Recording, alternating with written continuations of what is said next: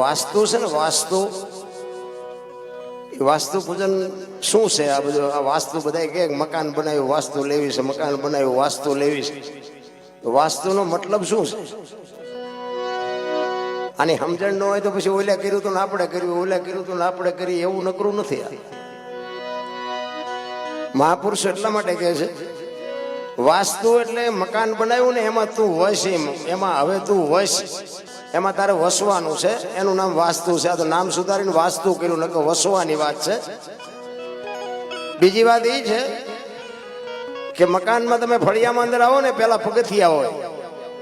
એ પગથિયા નામ શું કામ પડ્યું? એક આપણા ઘરમાં દીકરી હોય કે દીકરાની વહુ હોય, એના આપણા ઘરમાં પગ થયા. એક આપણું પવિત્ર શબ્દ છે, લક્ષ્મીના આપણા ઘરે પગ થયા, એટલે પહેલા છે ને એનું નામ પગથિયા નામ આપ્યું છે. પછી પગથિયા ચડે ને એટલે ઓસરીમાં જાય ને, અહીંયા થાંભલી હોય, થાંભલી. અત્યારે તો પછી પિલોર કર્યા, બીમ કર્યા, નોખા નોખા નામ આપ્યા, પણ નગર ખરેખર અહીંયા થાંભલી હોય. આ થાંભલી છે ને એના જેવી. એટલે દીકરી, એક પત્ની, આજ ઘરની એક વહુ, એક લક્ષ્મી આવે, પગથિયા ચડે ને પછી થાંભલી આવે. થાંભલી એટલે દીકરીને એક ભલામણ કરી છે કે બાપના ઘરે ત્યાં ગમે એ કર્યું હોય, ગમે જે ત્યાં તોફાન કર્યા હોય, આ કર્યું હોય, તે કર્યું હોય, પણ હવે આ ઘર છે ને તારું મર્યાદિત ઘર છે.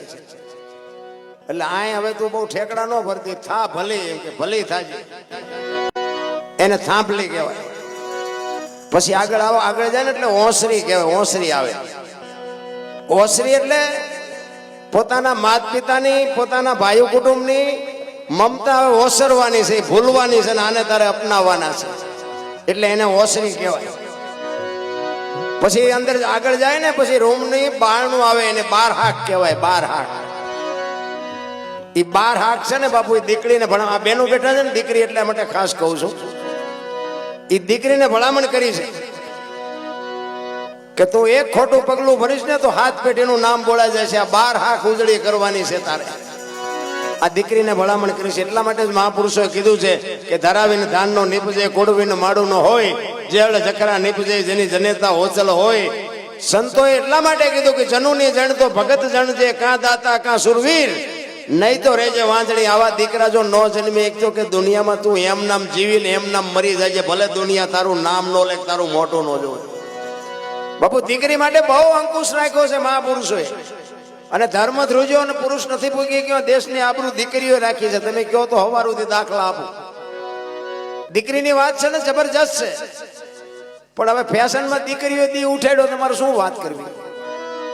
ભલે ખાઓ પીવો, વાપરો, મોજ કરો, બાપના રૂપિયા હોય, ધણીના રૂપિયા હોય, વાપરો, એની અમે વાંધો નથી, પણ દેહના પ્રદર્શન નો કરવાના હોય. એટલા માટે આ વાણી છે ને, વાણી બાપુ નિરલબાઈ ની છે, દીકરીની વાણી છે. દીકરીએ ગાઈ છે આ વાણી. નિરલબાઈએ કીધું છે કે અધૂરિયાને ન હોય દિલડા કેરી, વાદ કોક નર પૂરા મળે તો રાવું રેણીએ. આ બધા બેઠા બધા માણા છે, બધા પૂરા નથી, પણ કોઈને આંગળી મૂકીને ન કહેવાય તું અધૂરો છું તું પૂરો છું, ને કે અમારા વાહ ભાંગી નાખ્યા. કહેવાનો મારો અર્થ, નિરલબાઈએ કીધું કે અધૂરિયા અરે પોતાના અંતરની વાત કરાય નહીં.